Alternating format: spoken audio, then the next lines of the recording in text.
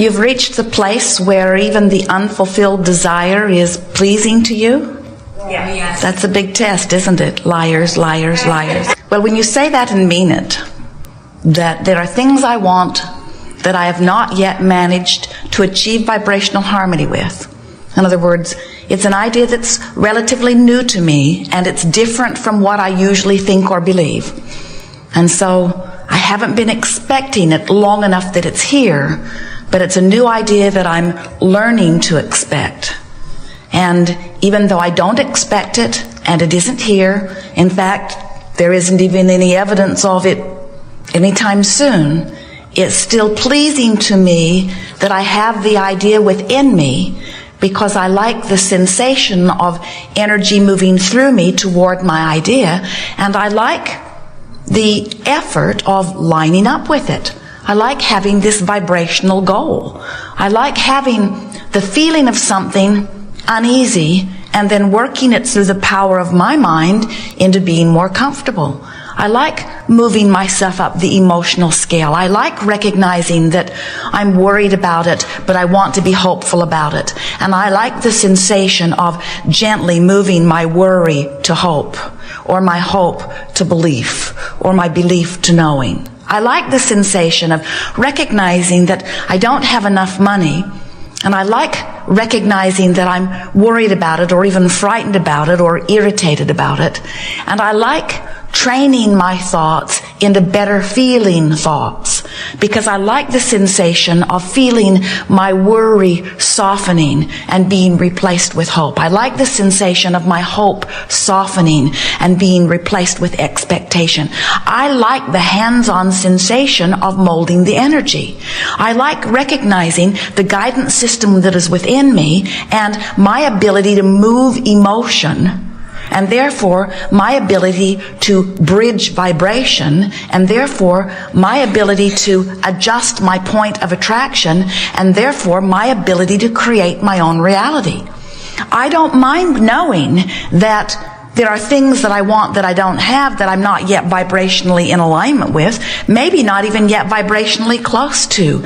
But I like knowing that with a little bit of effort and a willingness to take some emotional journeys from worry to hope, or journeys from fear to expectation, or journeys from despair to anger to frustration to hope to belief to knowing. I like knowing that I can choose better feeling thoughts and therefore adjust my vibration and therefore be the deliberate creator of my own experience. And as I know that more and more, as I practice it every day, we're speaking from your point of view, you know. As I practice it every day, I recognize I'm better on some subjects than others. Some subjects I'm already easy about. Some subjects I'm not so easy about. And I'm understanding that it's directly related to how these subjects have touched me in the past, and how my mother felt about it, or my father felt about it, or those close to me felt about it. I can see the influence of society in molding my beliefs, but now I have decided I am the molder of my own beliefs. I am the setter of my own tone. I'm going to choose the way I want to feel, and I'm going to focus the thoughts so that I can feel the way I choose to feel, because I've discovered that the way I feel is everything. Because the way I feel is my indication of the crevasse, the vibrational crevasse between what I want and what I expect. And when what I want and what I expect are the same things, then what I want and what I've got are the same things. When what I want and what I expect are different things, then what I expect and what I have are the same thing. The art of allowing really is bringing your expectation into alignment with your desire. That's all. That's all. And you don't do that in one fell swoop. You don't say, just because I want it, I expect it. You have to convince yourself. You have to soothe yourself. You have to bring yourself vibrationally along, because words don't matter. Words can mimic what you really feel. So words are amplification often of where your vibration is. But you cannot count on words. You can't say, I want it, therefore it is, without working yourself into believing that what you want is. And that really is what the art of allowing is. It's about allowing yourself to be a vibrational match to who you really are and what you really want. Everything you see manifested is what someone expects. It may not be what they want. but it is what they expect. So, you might argue, you might say, I have cancer, or I know somebody who has cancer, and I didn't expect it. And we have to say, yes, you did. You say, well, I sure wouldn't have expected it on purpose. And we say, of course not. But you come to expect things by giving your attention to them and practicing the vibration of them until that's the most familiar vibration. Whatever you give your attention to, you activate the vibration of it in your vibration every time. So when you say yes to something, you activate this wanted thing in your vibration. When you shout no at something, you activate that unwanted thing in your vibration. So yes means yes and no means yes, because this is a universe based on vibration, attraction, not on words. So when you see something that you want and you say yes to it and you activate the vibration within you, now you are vibrationally equivalent to that which you are saying yes to. And if you do that enough, this now active vibration becomes an often active or activated vibration. And if it is often enough activated, it becomes a habitually activated vibration. It becomes a dominant vibration. And that's when it becomes expectation. Every subject has the potential of being two subjects, doesn't it? What is wanted and lack of it.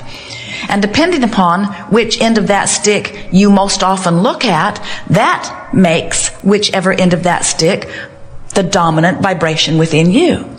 So you could have a dominant vibration about physical wellness, which means you expect wellness, which means you're thriving in terms of wellness. But you could have a dominant vibration about not enough money, and you could be living not enough money, even though you want more money. Which brings us to what we think is the most important thing that we're going to say to you all day here today. You live here in the now. All of your power is in the now. All of your life is in the now. All of your ability to live is in the now. Everything that you feel is in the now. Everything relative to your creative power is in the now. Did we say it's in the now? Which means you may be thinking about the past, and you may be thinking about the present, and you may be thinking about the future, but you're doing it now. And what you are most affecting with these thoughts about past, present, or future is now, which is where life is. In other words, you want an improved future because you think that when you get there, it will feel better now. But what about now? Why plan so hard for tomorrow when tomorrow never comes? Because when tomorrow gets here, it's today. So all of your power is now, and we've noticed that there isn't anything that any of you want. Nothing. A material object, a pile of money, a relationship, an event, a circumstance. There's nothing that you believe you want that is for any other reason than you think when you get there and have the experience of it that you will like it, that it will feel good. So we want you to begin to focus upon how important feeling good is now, not later, now, because later never comes. It's always now. And when you discover that you can massage your thoughts into feeling good now you've got a handle on life. Now you're allowing your pure connection between who you really are and who you are in this physical body. Now you're letting the whole life of you live in you now. When you feel exhilaration, that's what you're doing. You found a way of setting your mind, which sets a vibrational tone, which allows a fuller part of you to experience this moment. That's what passion is. Passion is you letting you in. That's what enthusiasm is, and love and appreciation and joy. Those are moments when somehow, some way, you've managed to let a bigger part of who you are share this moment of focus with you now. So when you discover that you have the ability to feel good now, oh, now you know the secret of life. We hear you sometimes, willing to sacrifice or suffer now for a promise of something better later. And we want to say to you, never squander now for any reason whatsoever, because it's not possible to have an unhappy journey to a happy ending. It cannot be. It's illogical. It is vibrationally illogical. It is illogical in terms of law of attraction. It is illogical in terms of the laws of the universe. It never happens that way. Don't get confused. You cannot feel bad about something and have it turn out good. You've got to start feeling good about it before it begins to turn around. So sometimes you say, well, how do I feel good about something that has already turned out bad? And we say, you have to understand, nothing has turned out. And you say, well, it feels pretty turned out to me. The person I loved went away, or the person I loved died. That seems pretty final. How do I turn that one around, Abraham, you say to us? And we say, you never get it done and you can't get it wrong. And when you understand that your constant quest is for that of joy, and that you have access to thoughts that will give you joy now, then you come to understand that there isn't anything that you cannot turn around. But you've got to make your journey quantifiable or understandable before you can tell which end is up, which direction you're going. As Jerry and Esther travel across the desert from Phoenix to San Diego, it's easy to know which direction to go. They want to go west. The sun tells them that. And if it's nighttime, Magellan tells them, or the compass tells them, or the highway signs tell them. It's not hard to tell which way they're going on the highway. So they set a reasonable speed, get pointed in the correct direction, and trust with strong belief, with absolute expectation, that they will arrive at where they're wanting to be. The journey is quantifiable. But if you are on a path from sickness to wellness, that journey is not quite as quantifiable.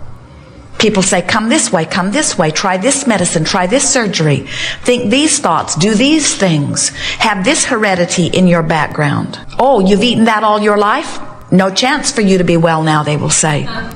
Oh, you smoked those cigarettes? Well, it's no wonder you're sick. You've damaged your body irreversibly, they say.